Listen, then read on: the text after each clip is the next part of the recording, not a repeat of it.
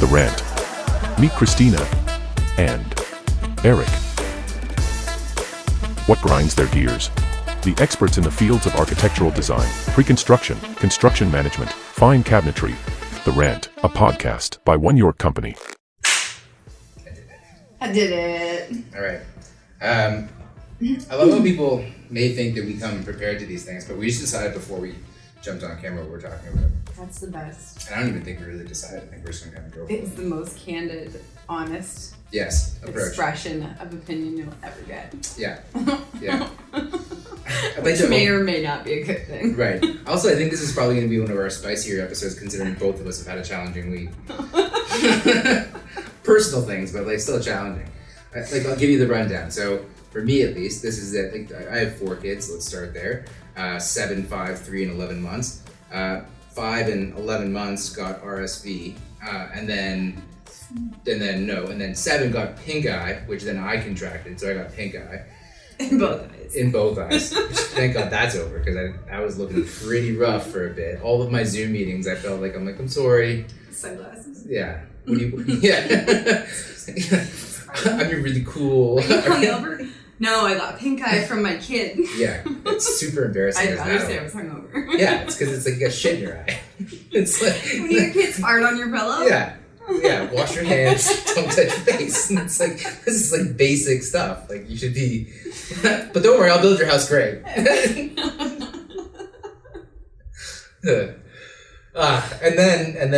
then with one of my kids in the hospital, with my wife, and I was taking care of the other 3 because I had no other ability to handle them other than let's go buy toys. I went to Toys R Us and then came home, and then while opening their toys, opened my pocket knife and then proceeded to stab myself directly in the wrist. Like by accident. By accident. To be clear. There was no self-harm. But honestly, one of those moments. I'm ending this. Yeah. Put your toys together yourself. Yeah.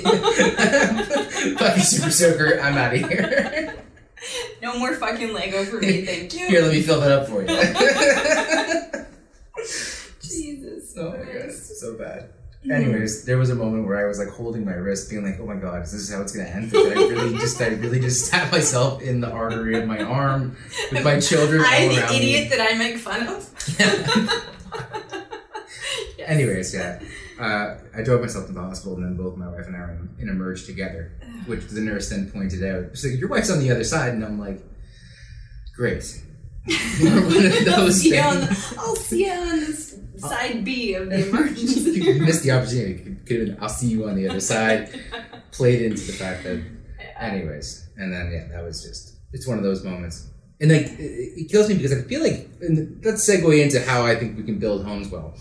Having 4 kids and being, I feel like, what is almost borderline a professional parent with 4 children. I mean, you have to have like some kind of competency in that regard that you can embark on the decision to have 4, or else, as Christina says, you're just playing very poorly. I don't plan that poorly. This was the plan. But this is what makes it. Nobody thought it through fully, though. I don't think anybody can really understand the gravity of 4 children without having. I remember when you were like, "Yeah, it's just one more." Well, I can do math. It's like from 0 to 1 is the biggest difference. From 1 to 2 is double down. From 2 to 3, it's the marginal difference of 33%. And then 3 to 4, you shouldn't even notice it. And then the first time you try to get them all sitting down for dinner, you're like, "What the fuck did I do?" And then you're in such a matter of panic that you stab yourself in the wrist. Yeah. That was Eric's solo parenting day. That's what happened. That's how. Don't let it happen. My wife was like, "This is the last time I'm getting sick, or the children are." I'll take them all to the hospital with me next time. It's safer for them there. You're not responsible enough to be in charge. That's horrible. Yeah, I'm good at a few good things. Wait. We'll leave that one alone. Just drop it. Yeah. Noted and disregarded. Anyway, so yeah, what I was going to say was, it's like when I think a lot of our clients, let's label our demographic. Our demographic is generally, people double income, couple kids, second renovation between the ages of 30 and 50, right? Yeah. That's generally it. So you want to have somebody like myself or yourself who's has children, understand what that is like, and then also professionals. So it's like we get a lot of professionals who want to have offices and have taken that path, and then we get a lot of families as well. So it's just, I think, in my professional opinion, that it's nice to have somebody who's been down that path before. You gotta be fucking kidding me. Who's calling us? Amazon. Amazon. Fucking assholes. I'm sure it's like their job. So don't get angry at them. No.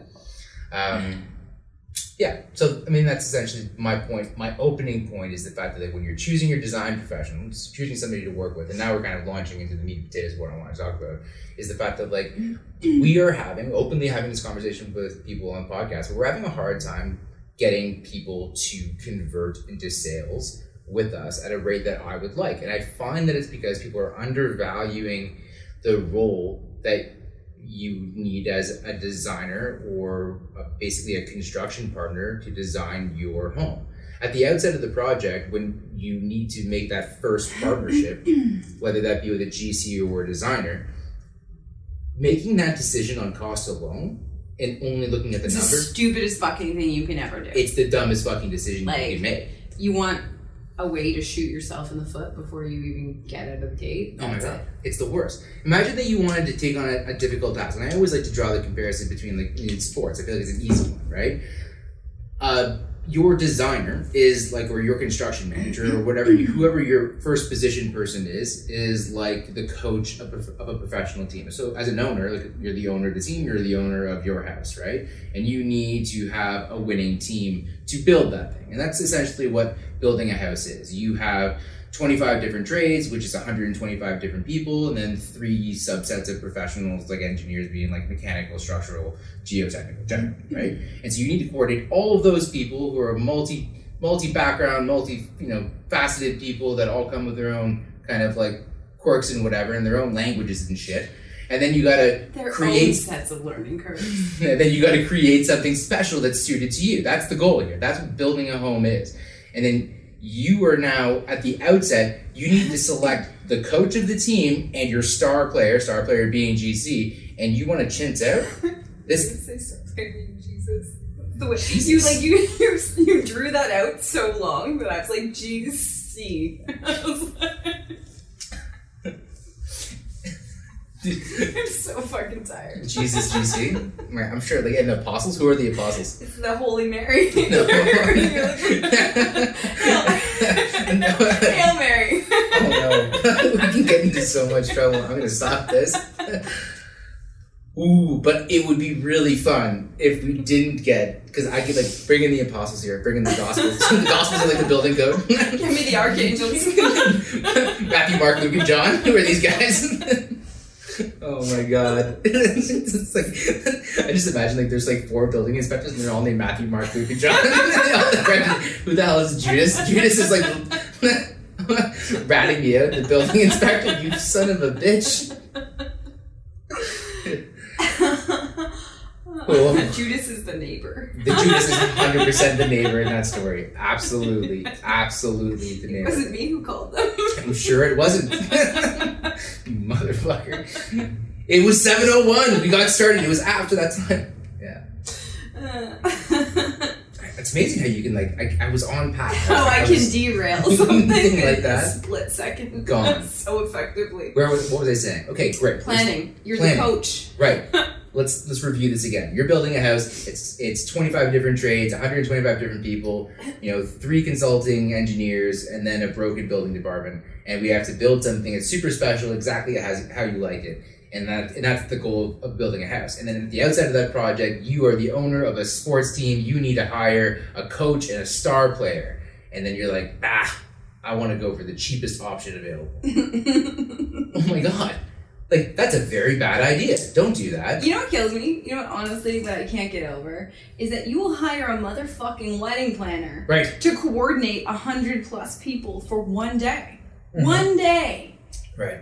But you take issue with hiring a construction manager or hiring a team to plan your construction so that your construction manager can execute well for something that is going to cost you 5 times the amount of your wedding and is going to take up and consume the next fucking year of your life. Day in and day out, you will be dreaming of this. Right. Not only that, though, but then the decisions that you make will take you a lifetime to pay back, and then you have to stare at the mistakes that you made of your bad investment. 100%. It's like every buying day. a dress off the shelf and never seeing a seamstress and being like, nah, you know what? It'll fit. It's fine.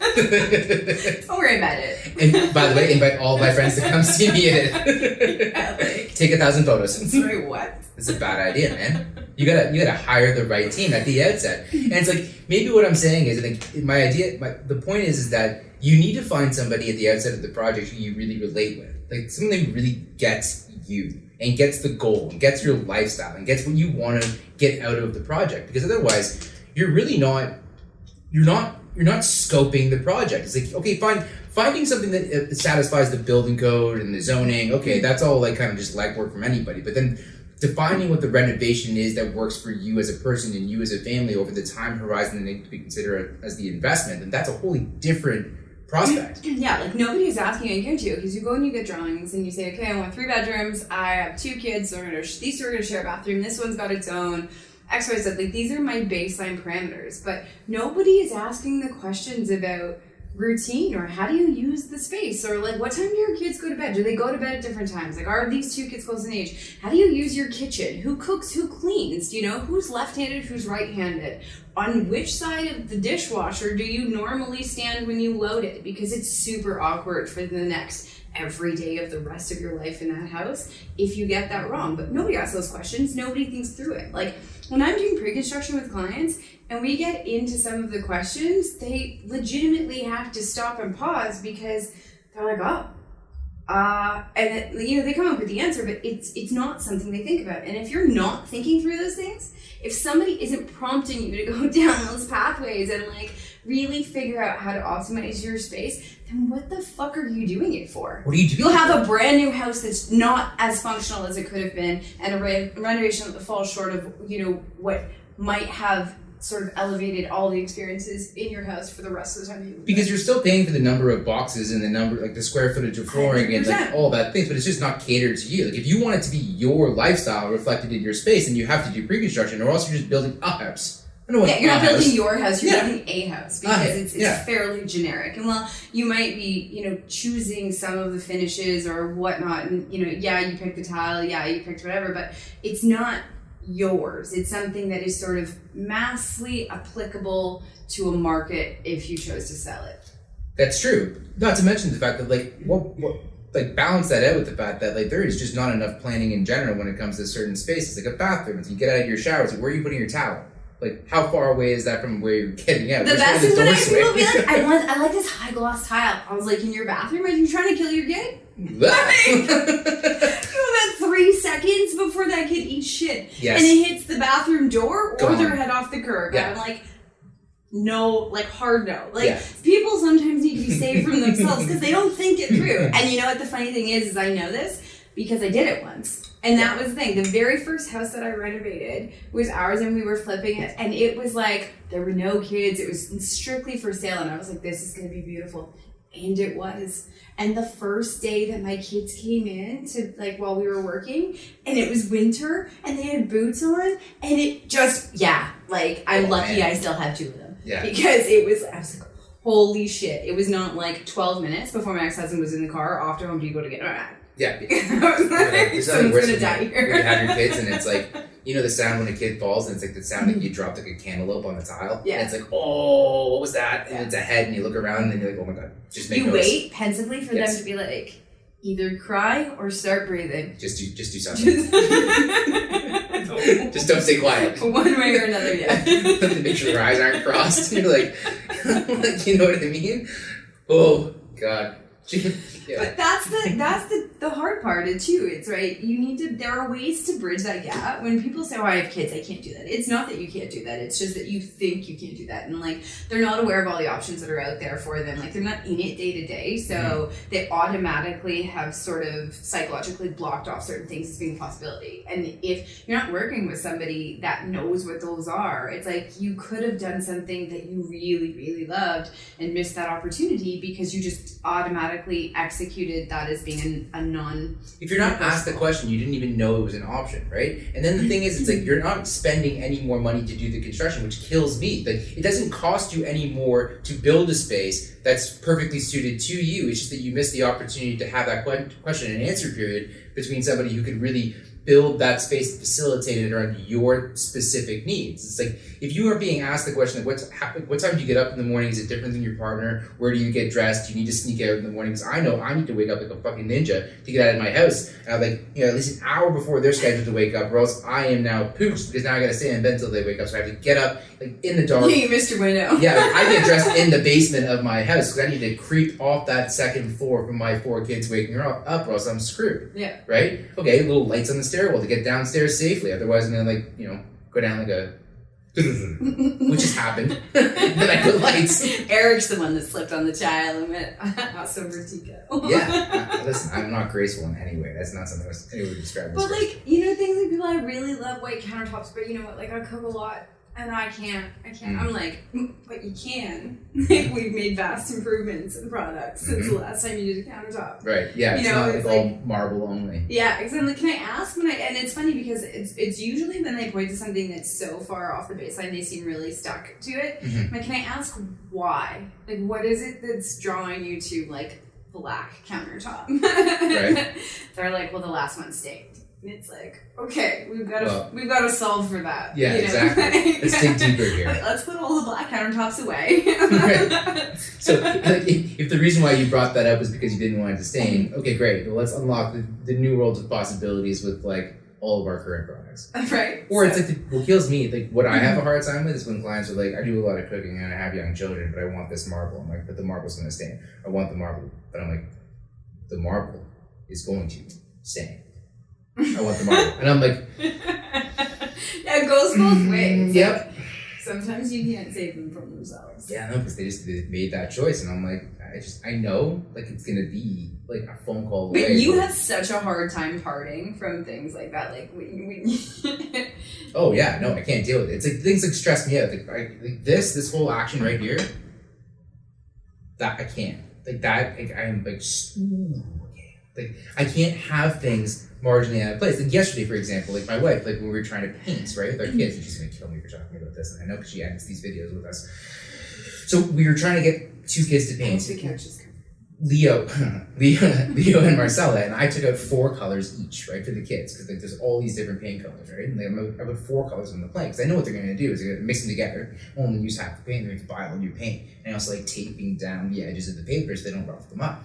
Right? But my wife and I have such very different approaches. Like, as soon as we broke from that 4 paint color idea, then it was like they had all the different paint colors.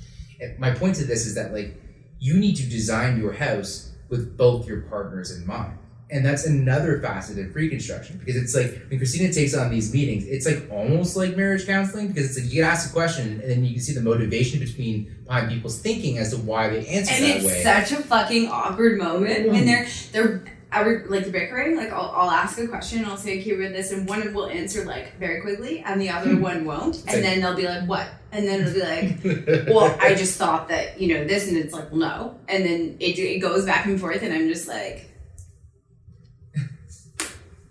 and then they notice that they're arguing and everybody's just sitting here quietly, and they're like, we'll take this away and we'll come back to it. But that's the point. That's the point. You need that time. You need that time to have that fight offline. But like, you didn't even know the fight existed. No. So you started the pre-construction, and it could be over something ridiculously stupid, like the baseboard profile of your house. And you're like, well, I want MDF. Well, I want poplar. And then it's like, but why? And then back. And pre-construction is so entertaining in that fact, because it's like, I'm pretty good at reading people, and so the littlest things you're just like, oh.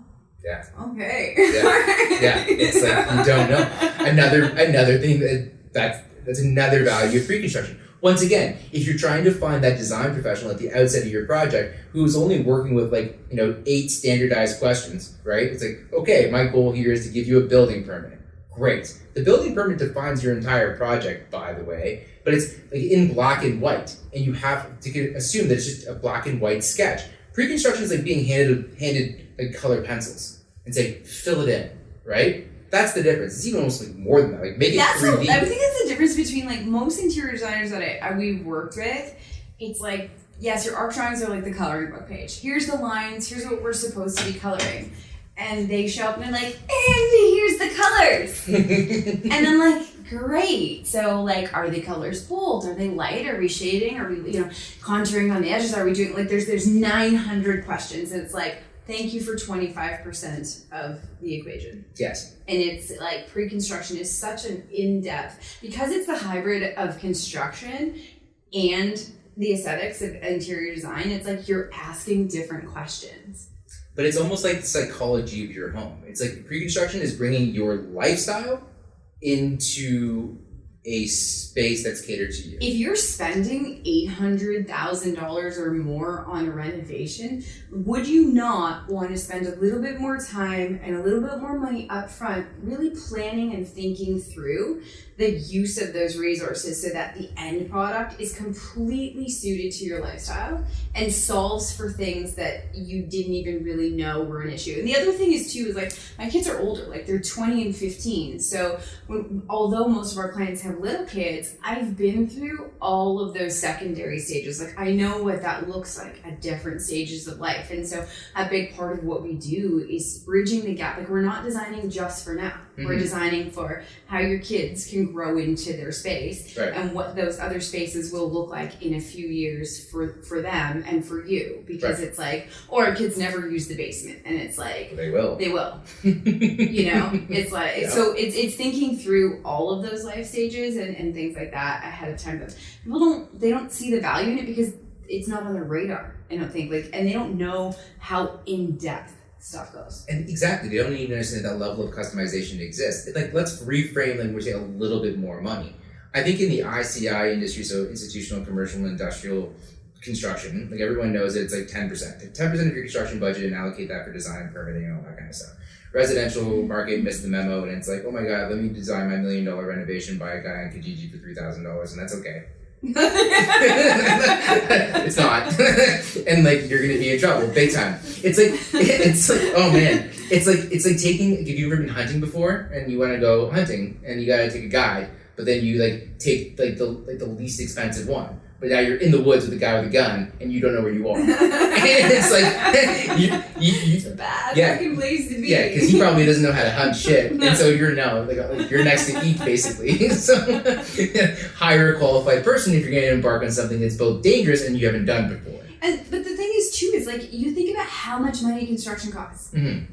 And maybe this is me, maybe this is the type A psychopath in me that's just like obsessed with the planning process and structure. But it's like, if you're asking me to spend this much money and I've committed to doing that, and like mortgage rates are high and construction is high and labor is high and materials are high, and like you're building in the most expensive time period we've ever had, why would you not take the money that you need to and take the time that you need to and make sure you have it on lock and be as prepared as you possibly could before you start spending 5 times that a day in order to execute your plan. Right, let's reframe this, because people get messed up on this one. Okay, so it's like, say your renovation is 8 months long and $800,000, you're spending $100,000 a month, right? So when I say to you, I want to spend, how about for pre-construction we spend $40,000? So like, let's just say like it's $50,000 loosely for permits, engineering, architectural design, which gets you the permit, and pre-construction, $50,000-ish, depending, right?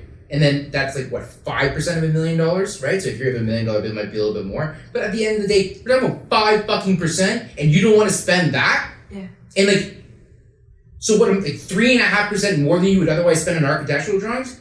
And you're spending $100,000 a month for 8 months consecutively? And that honestly depends on who you do your architectural drawings with, because there are people that will spend substantially more on art drawings depending on where you go and who you do them with. Yeah. To get you to the same point. Yes, because it's like, the problem is like in this industry, it's like nobody says this. People will say the same word and it'll mean a different thing. Architectural drawings to like, a bona fide architect will give you construction sets, will give you the permit sets, will break everything down. But then like you're going for like, that you're purebred architect, but then you got to find one of these who deals with just residential construction. Also, it's harder to find. Like, pre-construction planning for us, like you're stupid proofing it for everybody. It's like, it's an IKEA manual. The thing is if people were able to visualize, if the large majority of the population had the ability to visualize conceptually what something will look like, how that comes together, whatever, they wouldn't need interior designers. They wouldn't need people like us. They wouldn't need architectural technologists or somebody to like give them a vision. They would be able to do it and to be able to articulate that. Mm-hmm. But they're not. No. And the fact of the matter is like, yeah, you're gonna pay for arc drawings, but then what kills me is people who will also pay for an interior designer because they are under the impression that gets them to the finish line. It's the same thing as like a building permit set of drawings versus like construction ready drawings, right? There's different degrees of detail there. And it's like thinking that an interior designer alone is gonna get you to the finish line. Like, it's not. And I can tell you that a large majority of the experiences I've had have not gone well in that respect, and the clients end up frustrated after because the pace at which interior decisions are being made in that subset does not match. Like, it is not lockstep with construction. Construction is like, I need it now, I need it now, I need it now, I need it now, I need it now. We've measured for tile, I need the glass drawings. Okay, and then like it's like a week, 2 weeks, and I'm like, okay, you're killing me here, Smalls, because it's like, we need it now. There's a 3-week lead time, and then they're like, well, why is the shower so delayed? You took 3 weeks to give me a glass layout. Right. So it's like, there isn't the same sense of urgency, I guess, in those different arenas. And so they're largely mismatched. Like, somebody is like going for a Sunday drive, and the other one's driving in an F1 race. Right. Like, so that's like the three factors that affect the control of your budget is before construction starts. It's discovery, decision, and description, right? Yeah, because like the whole thing is, if you're starting construction, here's the other part of it. If you are starting construction and you have not made the decisions, and you're like, yep, I want red oak, or I want white oak. Yep, I want glass railings. Yep, I want that really ornate thing. Yep. You have no fucking idea what that's costing you. And if you're making the decisions while you're in construction, somebody is saying, cool, hitting send, and like, that's going, and you can't take it back. Pre-construction gives you an opportunity to see everything that you've chosen and to have a minute of clarity to say, do we want to spend this? That gut check to say, like, am I good with this? Do we need to pivot? Can we still afford this? Is my taste outpacing my financial resources here? Because like, if you left me alone, by default, it doesn't matter what it is. It could be from a chocolate bar to a diamond ring. If you were like, pick the one you like, 100% of the time, I would choose the thing that is the most expensive. I've noticed that with you and a few other people. There are people that will walk in. They say that there's no price tags on anything. Like for me, I might just pick. It's almost like a crapshoot, right? But with some people, it's like they walk into whatever it is, and if there's a spectrum of cost, you always land like in the top 10%. But not knowing the spectrum of cost. It's just the decision that I make always lands itself in the most expensive price point. 100%. And I do pre-construction with a lot of people that happens to, and so I have to be the bumper on the rails to say, hey guys, just so you know, this is not a smart use of our funds in this application. We can do this. Like, for example, we had a conversation the other day, and it was, what came back in your Pinterest boards and your initial stuff was a lot of waterfall stairs. In our configuration, we don't have any open sides of anything. And so you lose the effect of the waterfall stairs because you're not getting that cool side profile and whatnot. So we may want to look at, considering we're flanked on either side with stringers and with walls, maybe just doing regular like stained rise or stained tread kind of thing, because at the end it will be more cost effective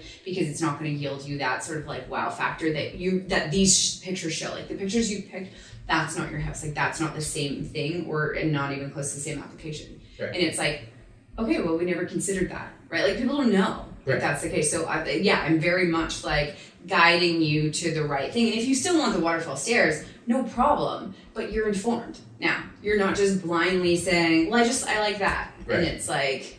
But that's another advantage to finding the right partner at the outset. And I gotta give kudos to Autodesk and our, all of our designers and the software, because the software really brings it together. And I'll give you a good example. So we do all of our architectural design for permitting and all of our pre-construction selections and decisions, and we do all of our cabinetry design in the same model.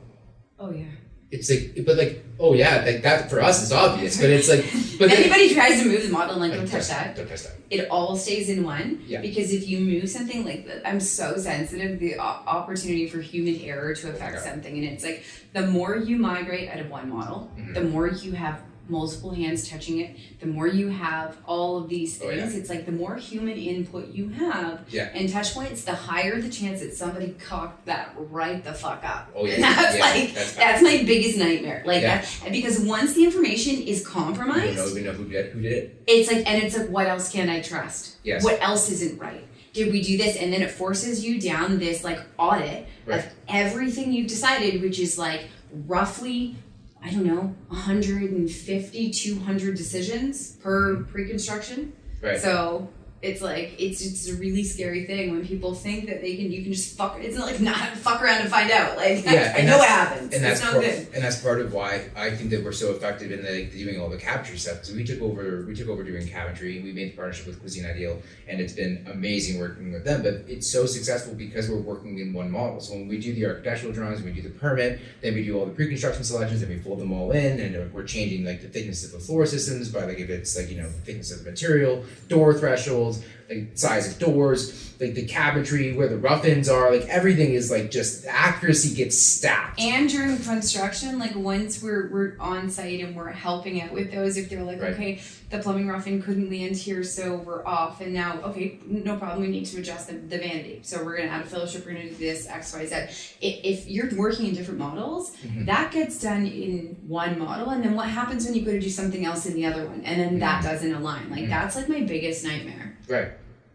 It's just oh god. Yeah, it scares the crap out of me. Yeah. And that's what people are dealing with. Like if you've ever been to a job site and you see like on the job site safety station, if they have one, which is on ours you can find tile. No, don't even get me started. Don't even put that. I had a minor meltdown this morning when I got to one of our job sites, and it was like there was stuff on there and it was a bit messy, and then like that's why I'm dirty right now. So from 7 a.m. this morning for being on the job site with Christina, and I had a fucking freak out. Well, it wasn't matched by your freak out, just moments ago. Like actually, Christina came into my office and literally was standing in the doorway screaming at me. And it was at me. I was on the landing. Yeah, and it was reverberating up and down. I'm sure that the actors in the basement were like, who the hell is upstairs? Because I had to climb over the motherfucking scaffolding to get to a shelf that should be accessible to find the fucking steam unit in a... Anyway.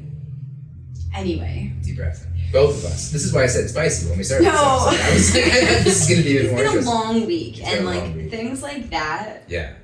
Anyways, where were we on this? Oh, yeah, the model. So working with, let's bring it back to like when I say to people, okay, well, you're going to find that person online to build your house or to design your house, and you're chasing the cost at the outset of your project, you're hiring a designer, I'm embarking on building my house. I don't know how much money I'm going to have. I can't spend too much money on that person who's going to help me doing the permit, undervaluing what the permit means because it's essentially the permission to build what you are trying to accomplish, but like not understanding the scope of work. And then you spend too little money on them. They're supposed to be like the manager of the team that you just invested in, and then you hire a shit GC to boot, and then you hope it all goes to the plan. No, man, that's a really, really, really bad plan. Like that's a horrible plan. That's not gonna work. Let me take all of the worst things I can do, roll that into one, and be like, yes. So nailed it. Yeah. So what you should do is it's like let's make all the bad decisions now. No. When you start a renovation project, or whenever you're considering a renovation project, the first thing you need to do is like work with someone like us, or find someone you trust first, right? Someone who's credible, someone you can trust. Then work with them on just the strategic planning of your potential renovation. Like high level, is this going to work? Spend a little bit of money to gain a lot of information about the brass tacks of the situation. Which way is it going to, like, order of magnitude costing, order of magnitude procedure. Get on board there. Then find somebody that you know that you can relate to, like really relate to. And so that it's like you're finding a best friend for a year. It's like fucking dating. It's like when we sit across from the table and clients are like, you're vetting us, but like we're vetting you too. Like I have to talk to you probably every day or close to every day for the next year of our lives. And it's if there's not some reciprocal chemistry there, I'm not interested. Yeah, and I get tied up. I spent. What today's Derek and I have different tastes in people, so yes, true. But we both get emotionally invested. Like I become emotionally invested. Like I stay up all night sometimes worried about conversations I need to have with clients about anything. Like I become really invested. Like I really, really, really care. And like sometimes to my own detriment because I can't find the rest then to come into work and actually accomplish things. But like, you know, it's like we care about what we do. And you need to find somebody who's going to have that level of care for your project, who's really going to relate to you. Think about like how you're going to live in that house, how you're going to enjoy it. The other part too is that like you need to find somebody who you trust. As much as you might not love what comes out of it, somebody that you trust is always advocating for you. Yes. So like you might not like that siding costs have gone up and like it is what it is and like it's shitty, but you know that person that you've onboarded to take care of this is taking your best interest through it and they're advocating you in trying to find you the best solution for what it is. But they're doing the backwards math of weighing all the costs of like lost time against like, you know, a material price increase. So you can trust that when they come back and they say, we've done all of the legwork, this is the best option to get us to our goal. Might be marginally more in terms of a material, but it saves us. It's not a special stock item. It's not XYZ. The contractor can start, you know, so all the other boxes are aligned and this is, you know, people need to have that. So like, yeah, you don't love that it didn't cost what you were hoping it would cost, but you know that somebody's got you. Like, you know that it's not just like, well, fuck these guys. Like, this is what it is. It is what it is, right? No, it's not. That's not the. That's it. But there are lots of GCs that are like that. It's just. It's tons of people like that. And what's really difficult also for me is like, you know, having spent so much money as we have with our agreements with our lawyers to find like chart a fair legal path to the exchange of value.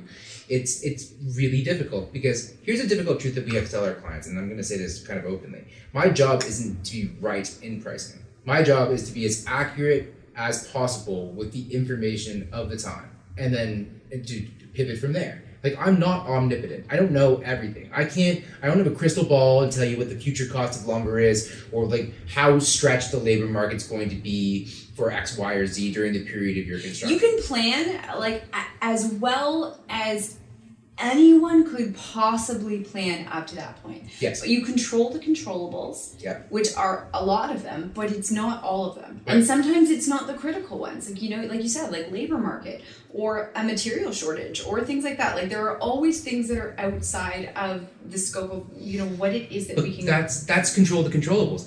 For the love of God, invest in pre-construction so you make all the decisions you could possibly make before the time comes where there's an opportunity for things to come up that are unforeseen. You know what, too? The other part of that is like when you go through pre-construction, you've had the opportunity to have the conversations about what the alternatives are. So if we do get to construction and say that material has gone up in price, you've already got a sense of where the client's sensitivity is around aesthetic decisions and things like that. And so that allows you to have the knowledge to pivot quickly. Like, if you said, I absolutely in no fucking world want vinyl on my house, I would know that if it came back and the hardy that you chose is now outside of the price point that you want to execute, we can scale back to things that are different options, but I know that I can't go there. Right. And what that does is it saves time in doing legwork unnecessarily so that we can get to a decision very quickly. We can get everybody on board, get it aligned, and get it executed with very little lost time. If you don't do pre-construction, you don't have any of that, it's like you're going back to the drawing board to then see, because it's also folding in, will this alternative selection work with everything else that we have, with the windows that we've chosen, you know, with the rest of the aesthetic, with, you know, not aesthetically, but also technically with the stuff that we've chosen, or like how much are we going to have to site modify what it is we already have or have already planned and locked in as a result of this one thing that's changing. You're so right. Like, you're saying this, and like as you're saying that, I'm thinking about a project. I can't say the project, but it's like we were over on windows. The window price came back more, right? But I knew hell or high water that there was no way that on one elevation our client was going to accept that we had black windows on one level and white windows on another. But I'm like, I know that they're not going to give a shit what the windows are in between the two houses. Like, if we had, you know, metal-clad wood windows in the front and the rear elevation, right? But on the side elevation, which is in between two houses, they were white vinyl windows. Like, I knew that they weren't going to care, so I got it re-estimated and got that back to them, and then they were like, "Yep, that's right, perfect." And I'm like, I did that without asking. I'm because like, pre-con boom. lets you know the Yeah. sensitivities. Like, Yeah. you know the sensitivities and where they lie around price point, around aesthetic, Right. around the use of the space, Right. around all of the important things Right. that are on the peripheral of the actual construction. Yes. So every one of those in some capacity is impacted by any change, site-specific or design-wise, and then it has a knock-on, it's a butterfly effect, Yeah. right, to everything else around it. And so knowing what all of those are, where they stand in each of those camps, Yeah. lets you be super effective in your role and then just execute flawlessly. Yeah, I can put my client hat on. Let me think like my client, and let me negotiate these clients. Like, I'll negotiate a contract with a subcontractor differently by knowing my client. Like for some clients, I'll be like, okay, listen, I know that they're gonna want to lock in, not like they're willing to take a price variability on one aspect of, say, a subcontract. Let's say it's like siding, because we just talked about that. Like the scaffolding to put up and the scaffolding to put it up. Okay, well, let's take that component out, and then maybe we'll do that with internal labor force, or hire some laborers to put it up, or hire a scaffolding company, or maybe we'll just do it at a time-based rate for the subcontractor. Or like, what is driving that cost up for one of our projects? It's like we have, the siding once again, and it's like the plane of the building isn't uniform because the house is old and there was a previous renovation, and like the second floor is stepped back, so we have to have like strap out, so it's like a little bit more work. I know that the subcontractor doesn't know exactly how long it's going to take them, right? But there are other very predictable aspects of that installation, so let's lock in the predictable aspects at a fixed cost, and then the variable component about the work that we don't necessarily know how long it's going to take. And I know that a client, having just wrote the invoice report, is going to appreciate that, because I got my thinking hat on just like them. That's what pre-construction affords, because now I have a dialogue with you the last 3 months that I get to know you, how you want to work, how you want to approach the problem, because at the end of the day, we have to now invoice you for it, and you're going to say, what the fuck were you thinking? Yeah. Well, I was doing my best to think like you, that you afforded us that opportunity by investing in pre-construction. And I often will make a decision very quickly on site if somebody asks for something, we're going to do this, because I know the sensitivity. And right. I know a client might say, you know what, I don't care about the basement, so right. I'm okay not to have the built-in grills for their whatever, let's save some money. Or I might know that, they're prepared to pay the extra for the mechanical system that's a tier up, because they abso-fucking-lutely do not want ductwork. Right. And it's one of those things where there's modifiers to things. Knowing where they lie allows you to be more effective in the role. And right. It's just like, and people are like, oh, do you need to ask a client? And it's like, some things are a hard no. Because I know that we're going to have a conversation and we're going to very quickly come to think, but I'm going to lose time in doing that. Yes. Right. And you pay us specifically by the week. We're a time-based rate service. Right. So it's in their best interest, if we're going to land in the same spot anyway, with like a 98% certainty that we just move forward with it. And even sometimes when you make mistakes, I'll give you a good example. When I moved that window, remember when I moved the window at that one place? I'm not going to say where, I can't ever say where, but I moved the window and I completely goofed it. He's like, I didn't like that. And I'm like, oh shit. But I made that decision. And then what did we do? I paid for the window to be fixed back. 100%. Yeah, but like you take a shot, sometimes you miss it, but like you got to own it. It works both ways. But like there's a good chance, like when you come back and I've made a good decision, you're like, wow, that was great. But and that's where our sensitivity to risk comes in play as well, right? Because it's like it's a small enough thing that I know that like if they say move it, okay, fine, we'll move it back. Like not a big deal, but it's still $4,000. It was expensive enough. Yeah. Well, some of us make more clothes than others. Oh man. I think we got to sign this off, but I'd like to sign this off as something that like a lawyer friend of mine. The watch I'm not wearing. I can't wear one either because I put my wrist. So I'd like to sign this off. Our friend Trevor, the lawyer, said a comment comparing lawyers to somebody else. I can't say it was like another professional. What was the comment he made? I know. I don't. No? Can I say this? I don't know. I don't know what it was. So. He said lawyers are like strippers. You get what you pay for. Right? But I'd like to extend Having never had a stripper, I'm gonna roll with that. Okay. I'm going to expand on that. And I'm gonna say it's like construction professionals are like lawyers. You get what you pay for. Right?